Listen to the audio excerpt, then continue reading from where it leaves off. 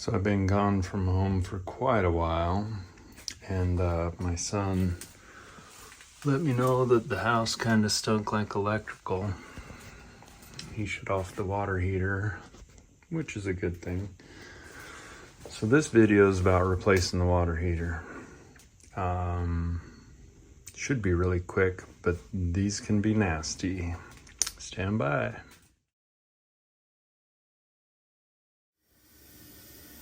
Okay, so the first thing you gotta do is you gotta drain it.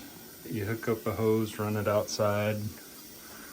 I'm lucky I've got this water shut off right there. Otherwise you have to shut off the main water. You just open that up.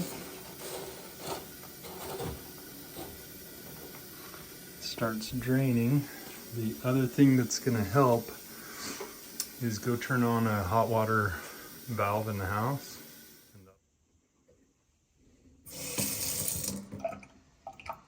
Got my water shut off, the hose is hooked up, hot water valve is open in the kitchen, and release the pressure.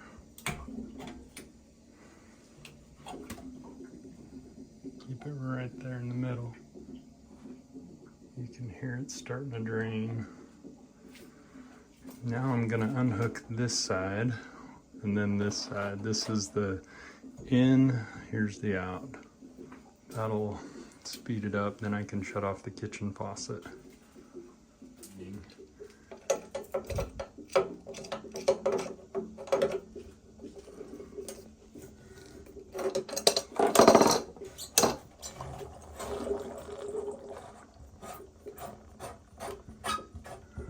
And that relieved a lot of pressure.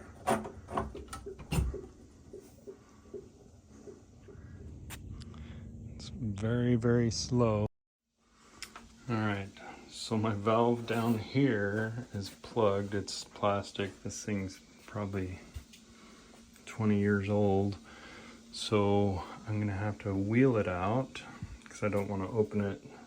Basically, you could just bust that off and it'll drain. So now I have to heat up this to unscrew the pressure relief valve. Then I can unhook the electric and the hot water outlet and try to wheel it out. Let's see how that goes.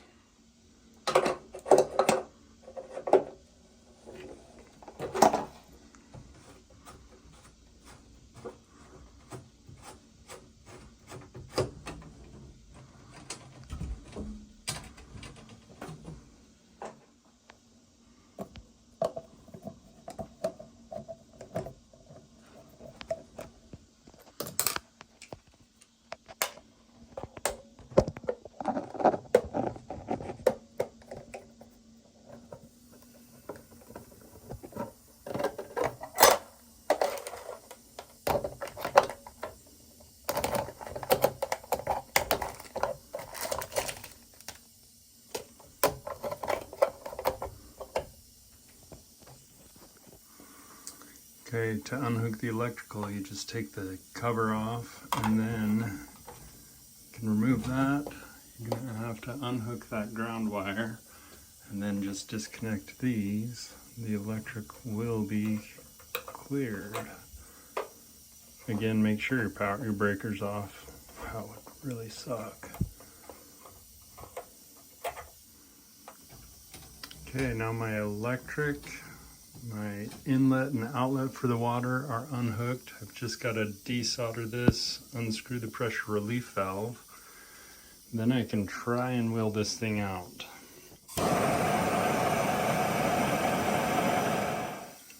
Okay, that's desoldered. Still hot. Disconnected. A little bit of meltage on the cover there. That's fun. So since this bottom drain did not work, I'm gonna close that up, take the hose off, and then I'm gonna try and dolly this thing out. Okay, so I got my little dolly. It's the only one I got. Home Depot's closed today. Jacob's back there to push it over on top of me. Hopefully the dolly doesn't break. This will be fun. All right, the dolly worked. This is why you get a pan for a water heater.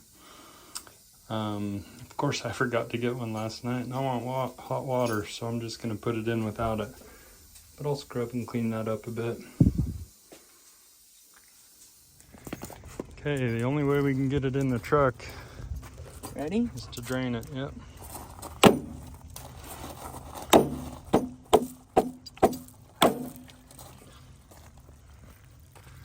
We'll open this up in a bit just to see what actually went wrong inside it.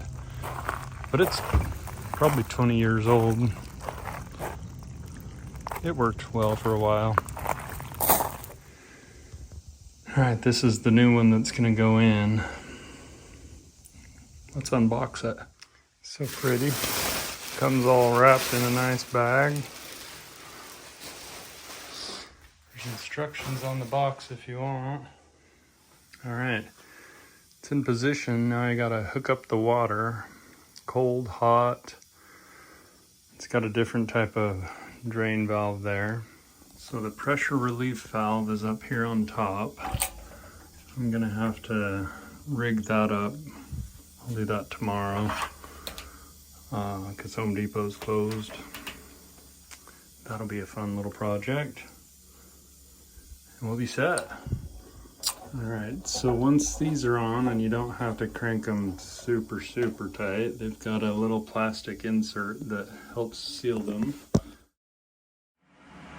Okay, so we got the inlet, outlet hooked up, got the water back on. I'm gonna open a hot water valve in the kitchen just to allow that to fill the whole tank before we hook up the power. You don't want to hook up the power before you have it totally full, otherwise you could toast an element, and that is not covered under warranties. Then you'd have to redo the whole thing again. That would suck.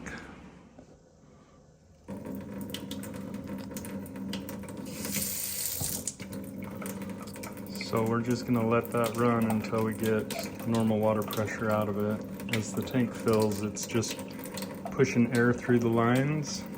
This is residual water from when we unhooked it all. Soon we'll get a spurt of air and then some normal flow from it. That means the tank's full.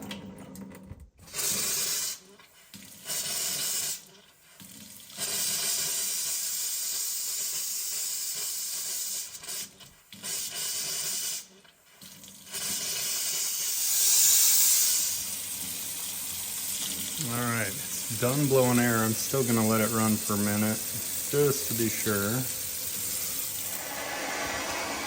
Alright, the tank's full. I hit the recharge button on my water softener, so that's extra fun noise. Now I'm going to pull this off, hook up the electrical. There we go, thank you. And then we'll be in business. Okay, so I just unhooked this. This is the cover plate for the old water heater. And the new one comes with its own. So, that's super simple. You just take off that little nut, slide in the new cover plate, put the nut back on, and then we're ready to go. Alright, the new water heater's cover plate is on. The nut's installed. We'll spin this around. We can reconnect the power, and the ground on this one's a little bit different, but I like it. It's pretty clean. Let me find some wire nuts. We'll put this all together. Okay, for this one we've got the connections made. Here's the ground. It's kind of wonky looking, but it should work totally fine. It's not going to be moving around. We're just going to push all the wires down in, swing the plate closed, put the screws in, and then we'll power it up. All right, everything's hooked up, secure. I checked for leaks. There's no leaks. I'm happy with it. Let's go see if we catch the house on fire. This, because it's Thanksgiving Day, I'm gonna have to finish that up tomorrow. Probably won't make a video of that. It's just soldering and all that stuff. Okay, so Jake opened up the old water heater. That's what we're up against. It was a little bit of a meltdown in there. Some things you repair, some things you replace. Well worth replacing. All right, the new water heater's working great. I want to turn the temperature up quite a bit though, because I like it really hot. To get to the thermostat on this one, you take these two screws out. All right, once you've removed that plate, you just take this foam out. And right in here is your thermostat. It's got a little temperature setting if the camera will focus. Oh, there we go. Get the light going on the phone, it helps out. So it says not to set it over 120 or caution or something like that.